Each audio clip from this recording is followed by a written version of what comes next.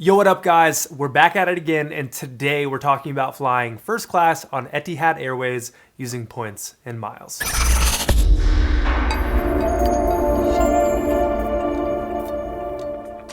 So after an epic 4 days in Jordan, I booked 2 first class tickets through Abu Dhabi all the way to Sydney, Australia. And no Etihad Airways experience would be complete without starting in the lounge. Complete with all of these standard amenities you would expect from a first class lounge, Etihad has a few unique offerings.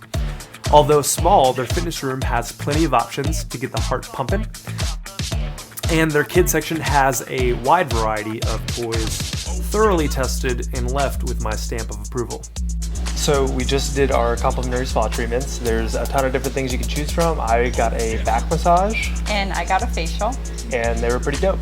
In most lounges, your food options are going to be some variety of finger foods in a self-serve buffet style. However, Etihad had a complete white tablecloth dining room with a full menu to choose from. With a lounge experience like this, the time really does fly, and it wasn't long before we were ready to board our flight. The first class cabin is on the second floor of the plane with a single aisle that splits straight down the center. With only 9 first class seats in the cabin, the amount of space you have is absolutely insane. This is crazy. Oh, yeah. Let's go.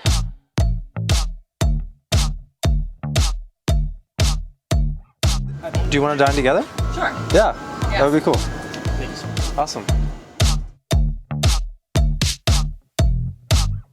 I'm fired up right now. As of now, there's only 2 commercial airlines in the whole entire world that have showers on their planes. I've showered on Emirates A380 before, but now it's time to check out what Etihad has to offer. The bathroom on Emirates is definitely bigger and nicer, but the showers themselves are almost identical. They both feature a 5-minute limit on running water, but it's plenty enough to get you cleaned up and ready for landing. I was able to book our flight from the Middle East to Australia for 100,000 American airline miles each. Now, Citi and Barclay both offer generous sign-up bonus on various cards. We were able to get those miles no problem. As always, if you want to learn more about using your points and miles to travel the world, head on over to 10xtravel.com.